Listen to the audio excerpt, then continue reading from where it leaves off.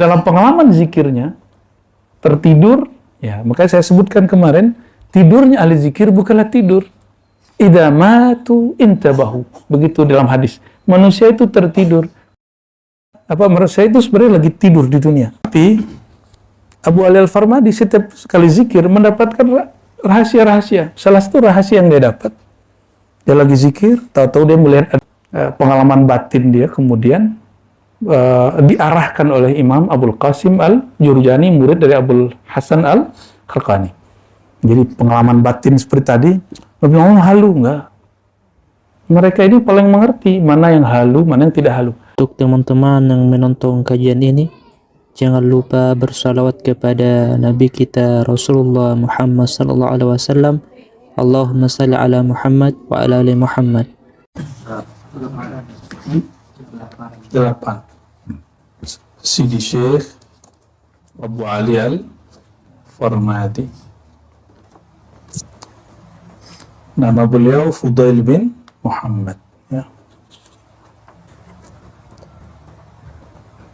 Di sini lebih banyak diceritakan pengalaman bergurunya, tapi tidak diceritakan mengenai bahwa salah satu gurunya, salah satu muridnya adalah Imam Ghazali, ya. Tapi Imam Ghazali di sini dinukil langsung kalam beliau bahwa Ghazali berguru langsung kepada Abu Ali Al-Farmadi. Tapi Imam Abu Ali Al-Farmadi ada juga yang menyebut Abu Ali Al-Farmadi. Abu Ali Al-Farmadi. Farmad itu salah satu negeri di Persia. Alhamdulillah sudah ada santri saya yang kuliah ke sana, dipandu siswa, lalu kita supaya rohaninya tetap terjaga, supaya tidak terpengaruh oleh pengaruh-pengaruh Rafidah, ya. Kita sarankan untuk ziarah ke silsilah zikir. Ternyata di Persia, di Iran sekarang itu masih terawat dengan baik. Jadi tidak benar juga kalau di Iran itu Sunni dizolimi semua. Buktinya masih ada. Makbarahnya Sidi Ali Abu Ali Al-Farmadi masih bagus. Cuma muskilah juga kalau kita nanti pulang dari Iran itu dituduh Syiah tuh. Tapi insya Allah kalau niat kita mau ziarah nanti ada saja masanya, insya Allah, ya. Silsilah ahli zikir ini perlu kita kunjungi. Ini akan memperkuat, oh ternyata zikirku sudah berkembang dari mana ke mana.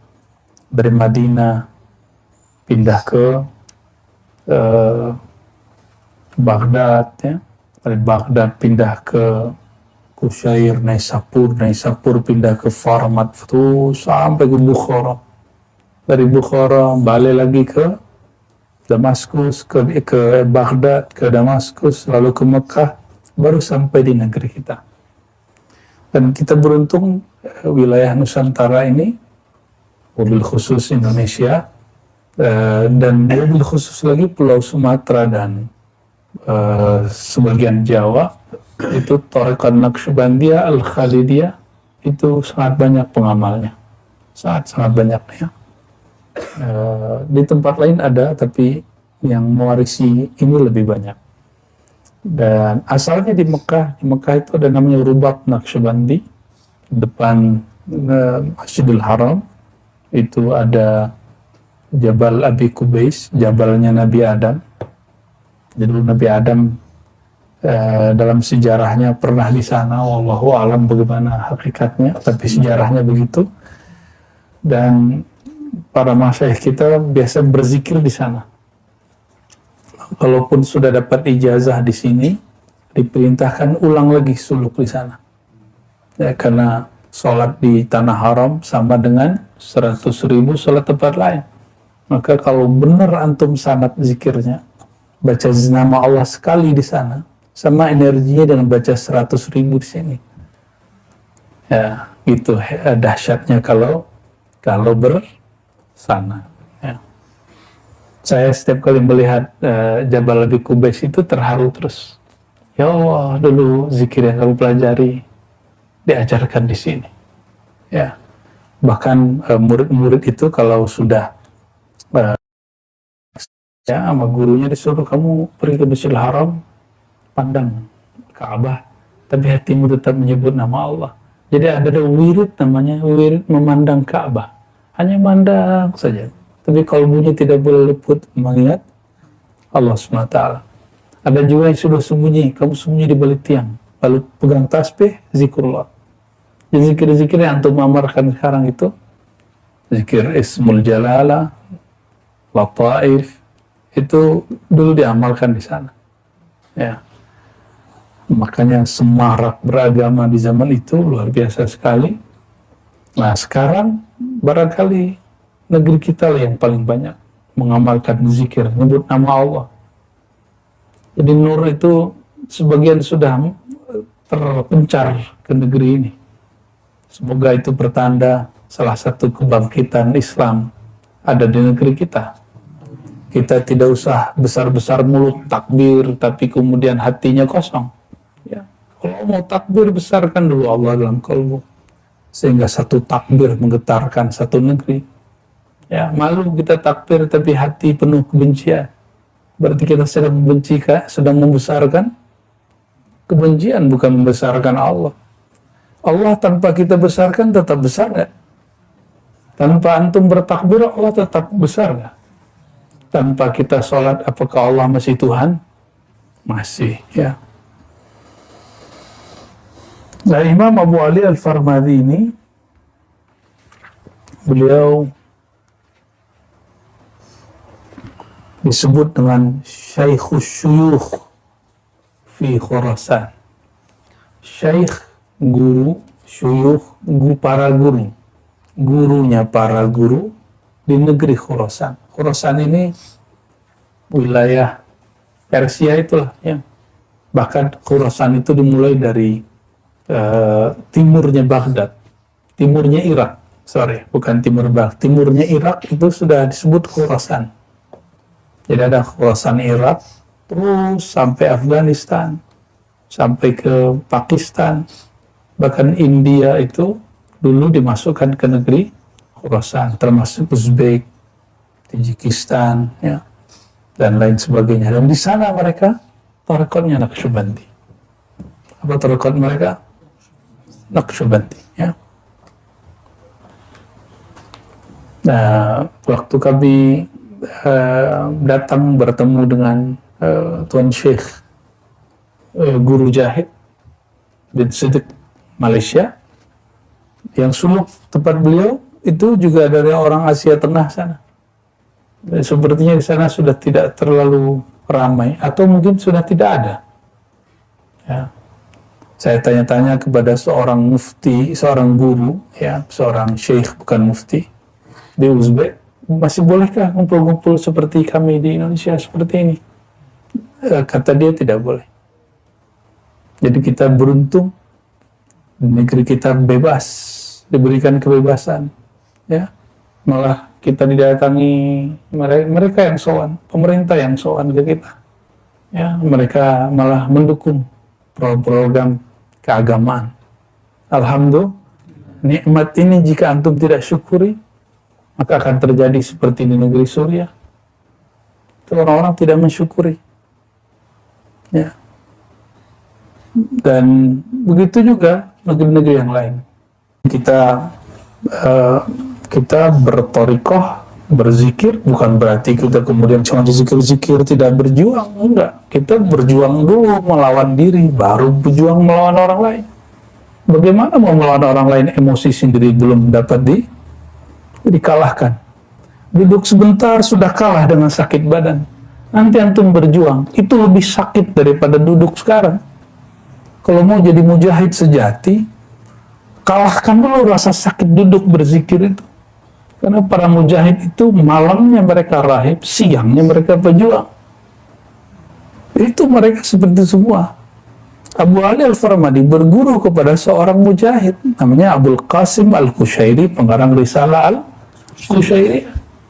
Siangnya dia muhaddis, ngajar hadis, ngajar akidah, ngajar ilmu tafsir, sampai ada tafsir isyarinya, ya dia Lataiful Isyarat, ya. Kemudian juga beliau pejuang, melawan orang-orang yang menjajah. Malamnya menjadi rahib. Beliau sufi, apa kata dia? Saya ketemu orang-orang berbaju tasawuf, berbaju sufi, tapi apalah daya,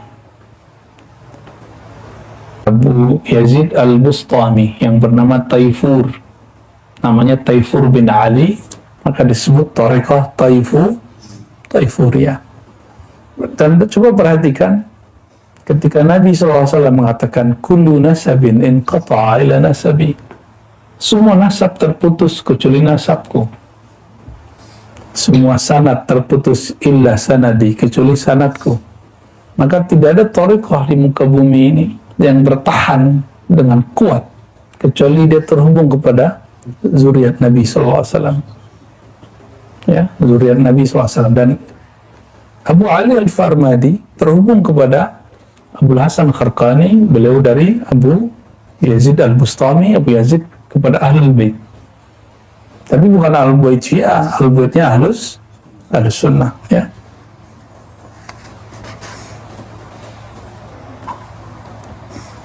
Beliau ini berguru kepada Abu Sa'id Abul Khair, ini disebut dengan namanya Abu Sa'id atau Abul Khair Al-Kharraz. Ada kitabnya Risalah Tauhid, ya.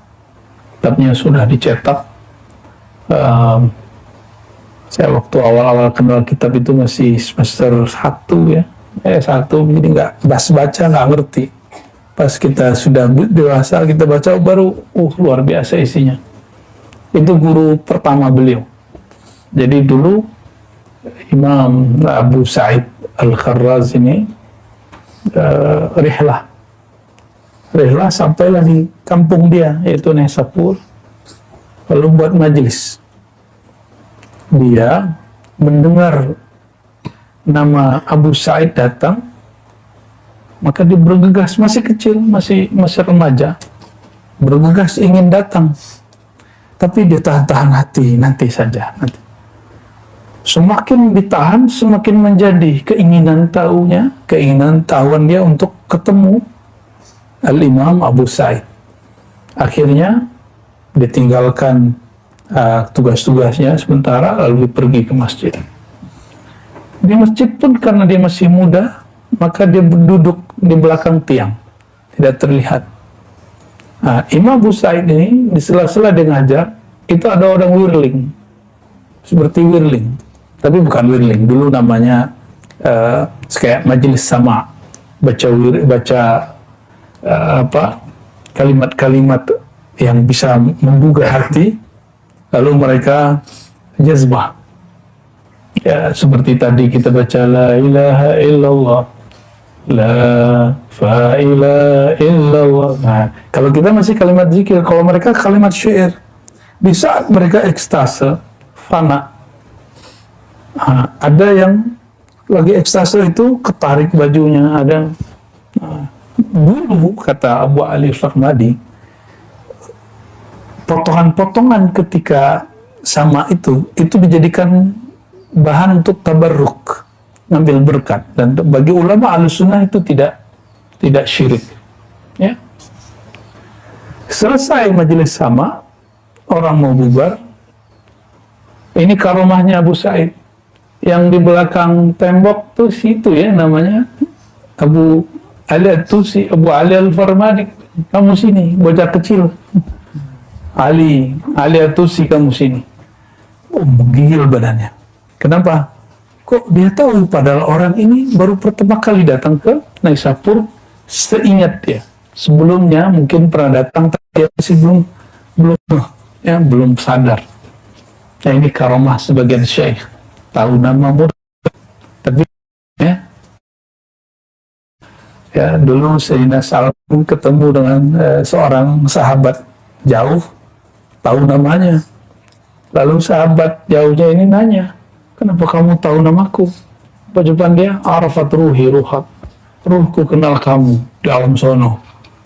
Ya, kebetulan mungkin nama ruhani sama dengan nama fisiknya. Wallahu a'lam bissawab. Nah, itu usul ma'rifatu asma. Itu salah satu basic mengetahui ilmu mengenai nama-nama ruhani, ya. Dari kalangan sahabat sudah ada yang mengatakan itu, ya. Ya kalau ada orang nggak menerima ya nggak apa-apa. Ya, di halakoh kita, guru kami khidmat waktu kecil kepadanya, Maulana Muhammad Nuruddin An-Naqsyabandi Al-Khalidi, itu ngomong ke saya, waktu itu umur saya 11 tahun, kalau saya mati, tolong kamu tambahkan di nama saya depan itu Maulana. Saya tanya, nama beliau kan Muhammad Nur. Saya tanya, ini nama apa ini? Saya panggil beliau Atu, Datuk, bukan Atu Upin Ipin ya. Ini nama apa tuh? Ini nama dikasih baginda Rasulullah SAW.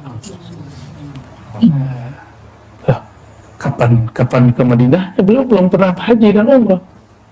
Berceritalah beliau mengenai pengalaman zikirnya. Allah pertemukan rohaninya Sayyidina Nabi SAW.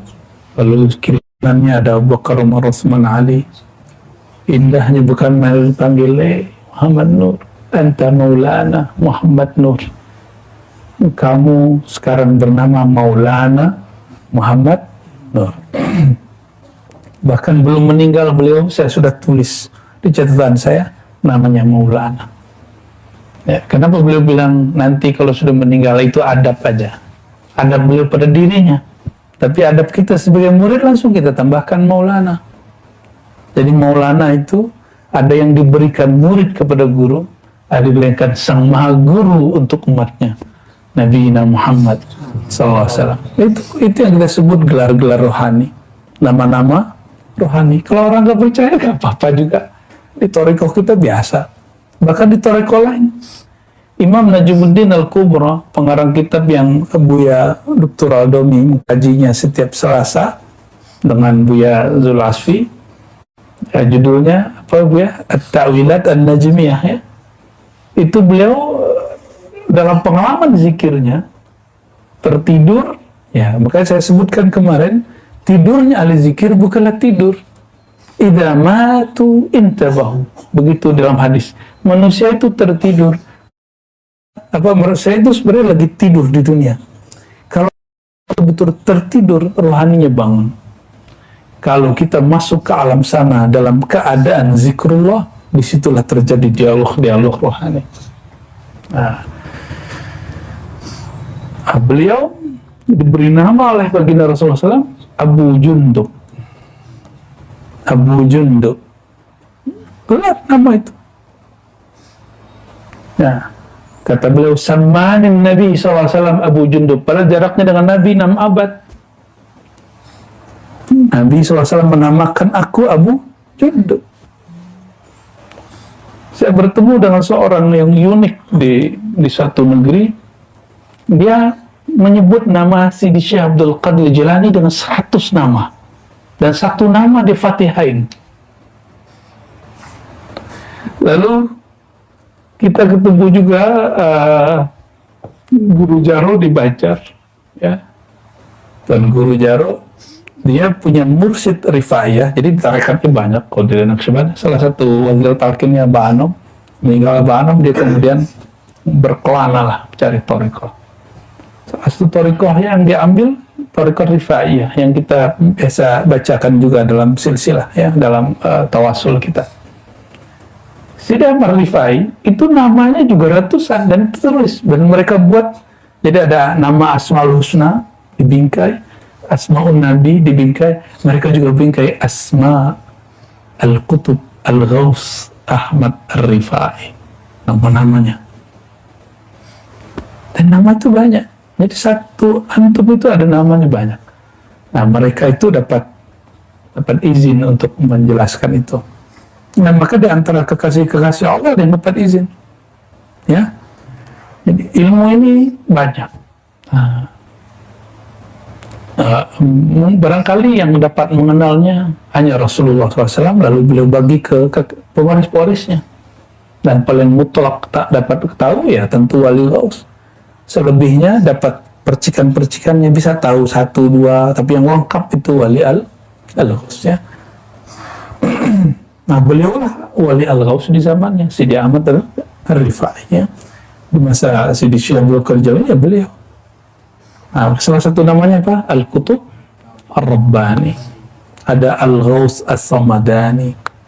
Nah, itu gelar, dan gelar itu bukan dibuat-buat sendiri. Jadi jangan sembarangan buat flyer Ustadz Kiai Al-Qutub Al-Ghaus. Kutub kupret kali. Jangan sembarangan. Kita nggak sembarangan begitu. Itu yang angkat Allah melalui Rasulullah SAW, melalui malaikat-malaikatnya, atau melalui wali-wali. Ya.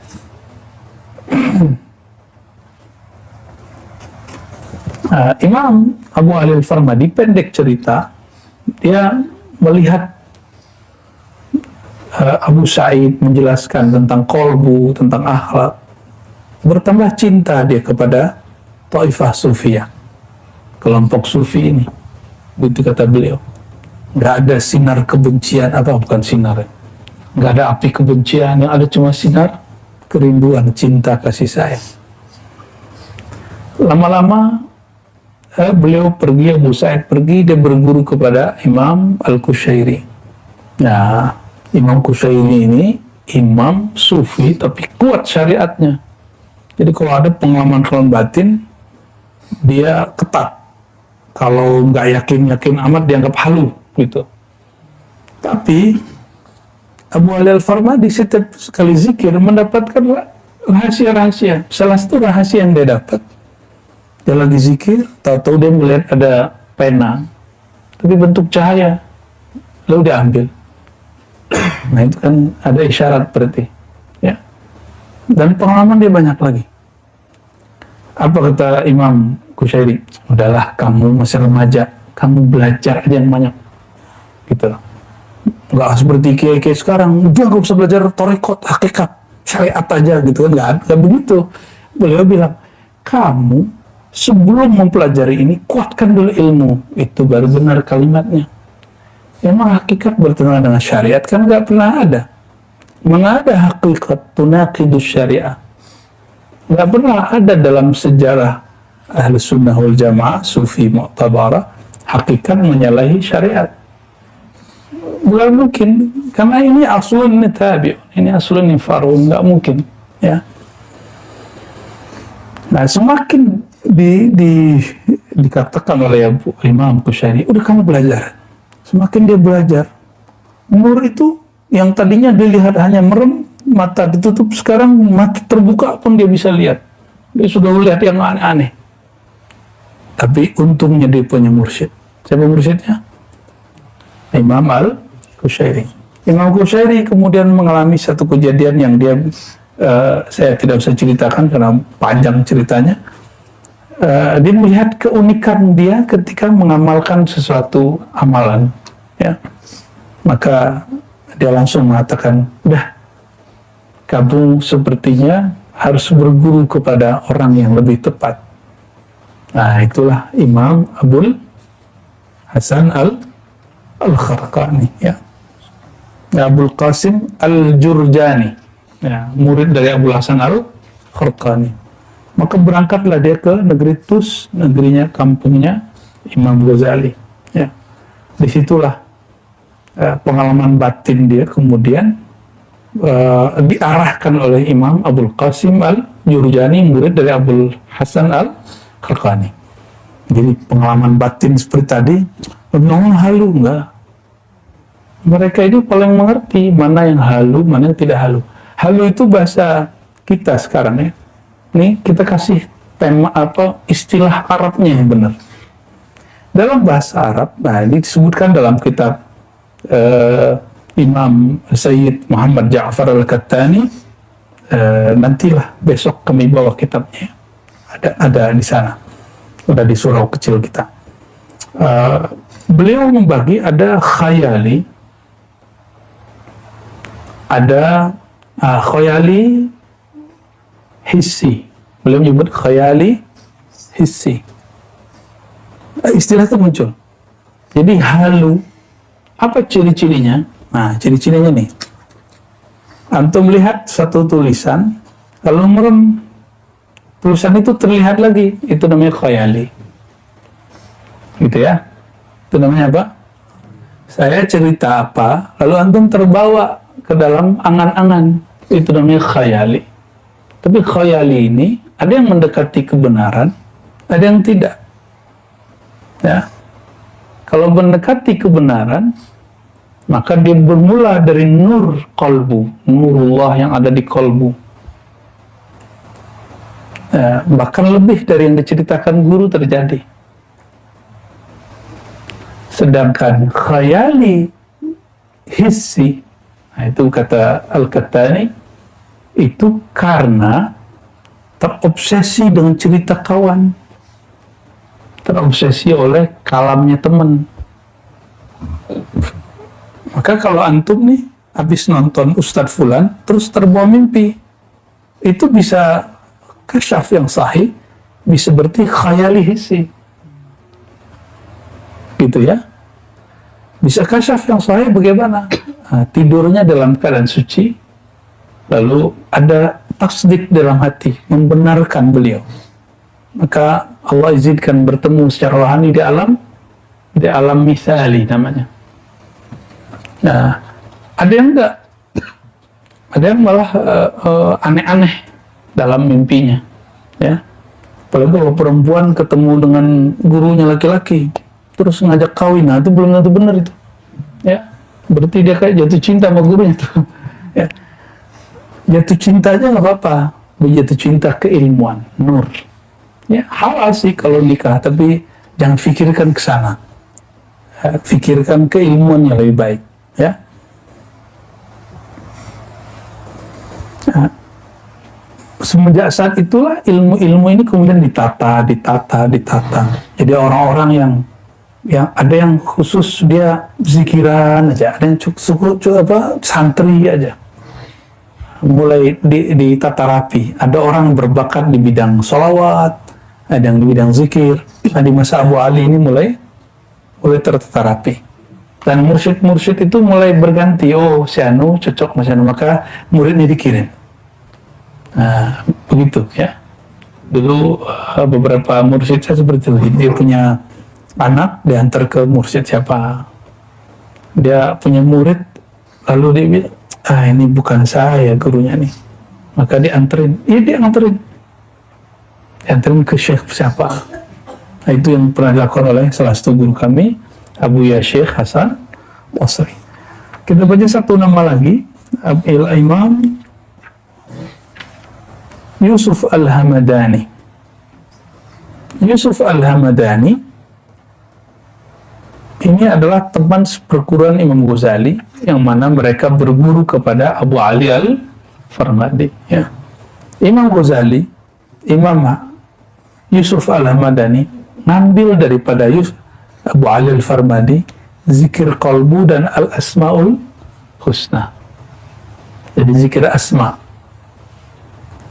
Nah, di mana kita tahu? Kita mengetahuinya di dalam kitab Al-Maqsad Al-Asna karya Imam Al-Ghazali. Jadi Imam Ghazali selevel dia masih punya mursyid.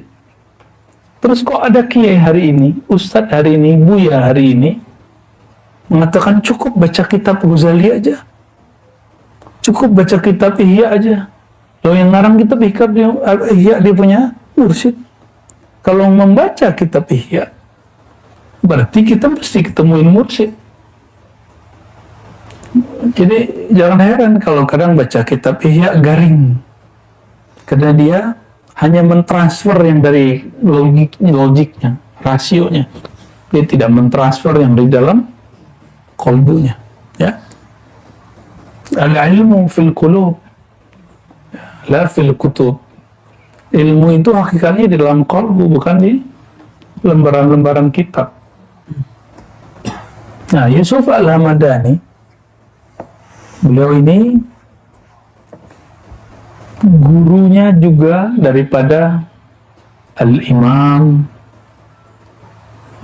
Sidi Syekh Abdul Qadir Al-Jilani, ya. Jadi Abdul Qadir Jilani punya beberapa mursyid. Zikir khafi dia pelajari dari siapa? Yusuf Al-Hamadani. Yusuf Al-Hamadani inilah yang mengabarkan Syekh Abdul Qadir muda itulah Sultanul Aulia. Ya, jadi dia yang ngabarin. Ya. Yusuf Al-Hamadani ini Qutbul Aulia. Qutbul Aqtab sudah muncul. Jadi wali ketemu wali tahu. Padahal Yusuf Al-Hamadani udah tua. Dia mengatakan ini makomnya jauh lebih tinggi nanti daripada aku. Dan benarlah terjadi. Sidi Syekh Muhyiddin Abdul Qadir Jilani dia disaksikan oleh para aulia, kakinya itu di alam sana, kakinya di mana? Di pundak semua wali di zamannya. Maka disebut dengan Sultanul Aulia. Apa kata Imam As-Surawardi dan teman-temannya saat itu? Wahai Tuan Syekh, tolong ya letakkan kakimu di pundak kami. Maka beliau duduk di mimbarnya, lalu muridnya sekitar 40 orang. Itu kakinya semua, kaki-kakinya Sidi Syekh Abdul Qadir, mereka ambil untuk diberkati terus. Itu kalau antum lihat sekarang, syirik gitu ya. Ya, nggak bisa membedakan antara tabarruk dengan syirik. Loh kok begitu caranya ya? Begitulah mereka menjalani. Dan Sidi Syekh Abdul Qadir Jilani itu imam Ahlus Sunnah. Dia berfatwa dengan dua mazhab, mazhab Syafi'i dan mazhab Hanbali. Ya, jadi kalau ada orang mengatakan itu syirik, ya urusan dia. Dan semua orang yang kakinya Sidi Syekh taruh situ, mereka itulah pengangkatan kewaliannya. Iqdul walayahnya seperti itu. Jadi cara pengangkatannya gitu kan nyeleneh sekali kalau versi orang yang nggak ngerti sekarang. Ternyata dalam kitab tertulis begitu. Silakan lihat sendiri bagi yang nggak percaya. Dan yang aneh, ngaku bertorikot Qadiriyah, ngaku bertorikot Naqsyabandiyah, ngaku bertorikot Khalwatiyah Samaniyah, tapi nggak percaya kisah ini. Pada torikot terhubung, torikot Syattariyah, semua terhubung dengan imam ini. Ya, aneh kalau orang nggak percaya bab ini. Katanya orang torikoh, ya.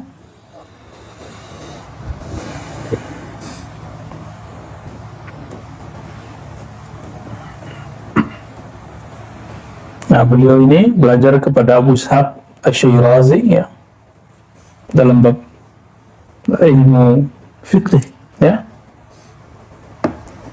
Tapi beliau lebih banyak belajar mengikuti mazhab Hanafi, ya.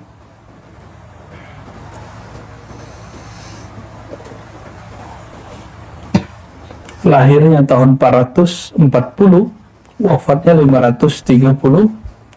Nah, ini Imam Yusuf Al-Hamadani. Nah, sayang di sini tidak disebutkan banyak kalam-kalamnya. Yang pasti, nah, Yusuf Al-Hamadani ini mengabarkan tentang siapa? Tentang murid-muridnya. Jadi murid-muridnya ada yang berangkat ke Yaman.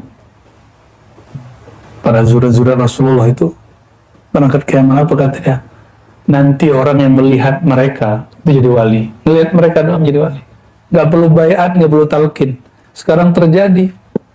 Ya, orang menjadi kekasih Allah, cukup mulazamah Habib-Habib di sana, dan thariqat Ba'alawiyah kan nggak pakai talqin, kecuali beberapa ahli sanad. Nggak pakai riyadhahnya, aneh. Mereka riyadhahnya dakwah, salamatus sadar, silaturahim. Benar yang dikatakan Yusuf Al-Hamadani, nanti orang cukup bertemu mereka jadi wali.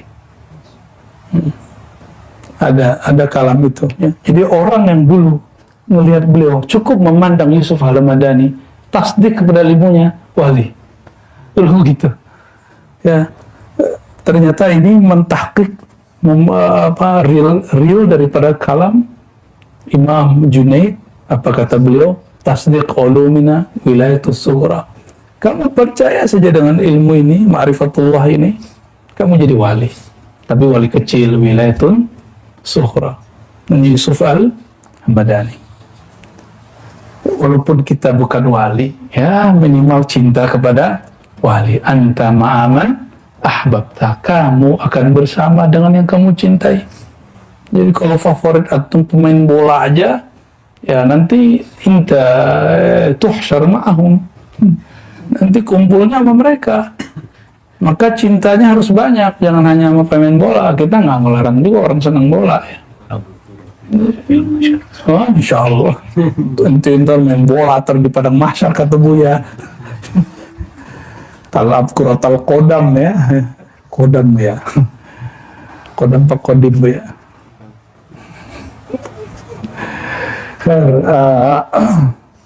Yusuf Al-Hamadani ini, nah nanti dia punya murid. Nah besok nanti ya, yang akan mengkaji Imam Yusuf Abdul Khalid Ghazwani, antara beliau berdua nih, kan mereka lagi sweet-sweetan mana ya, akan menjelaskan Al-Imam Muassis Tariqah Naqsyabandiyah kedua. Jadi pertama Abu Yazid, sebelumnya itu sanad kepada salafus saleh, tapi muassis dalam pengertian suatu sistem.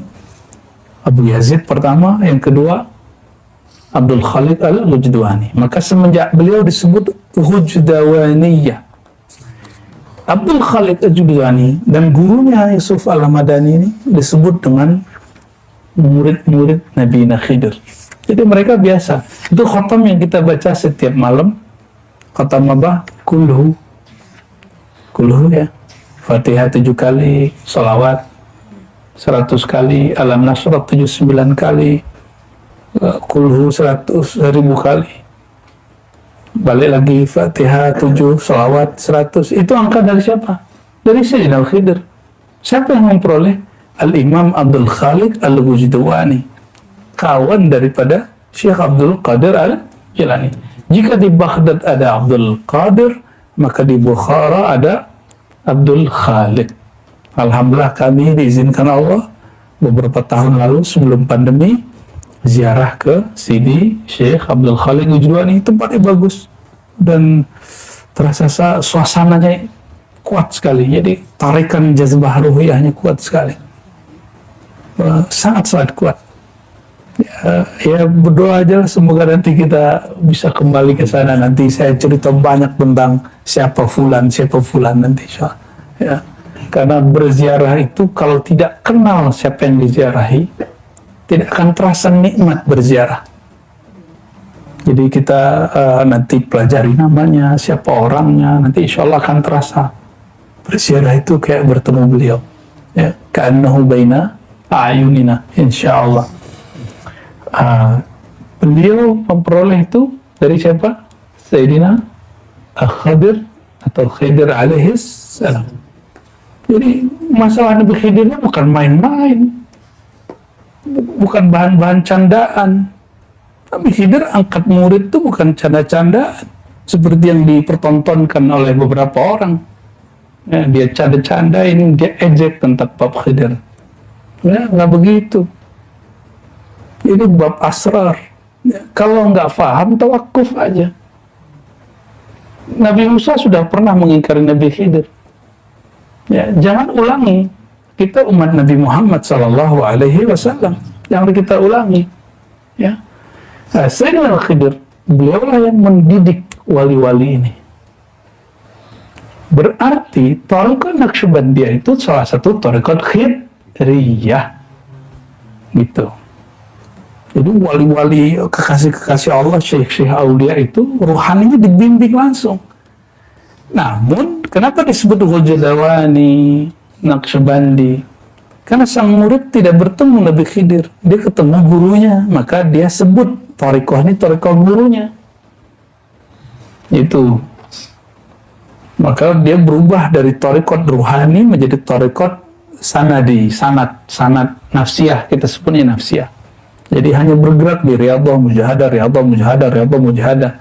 ma'rifatnya kurang, kerjanya jadi ketat, agak kaku orang begitu. Jadi nanti antum akan ketemu ada mursyid rajin melalui riyadhah dan kaku. Itu maklum, kita nggak salahkan. Mungkin dia tidak sampai dididik oleh secara rohani, hanya dididik secara nafsiyah. menghajar kolbumu dengan nama Allah, udah gitu aja. Nah, maka kemudian dalam thariqah mutakhirin ada namanya rabitah, ada namanya istimdad rohani, menghubungkan kalbu dengan Nabi, menghubungkan kalbu dengan para kekasih Allah, supaya kalbu ini bisa dapat cahaya dari kalbu mereka.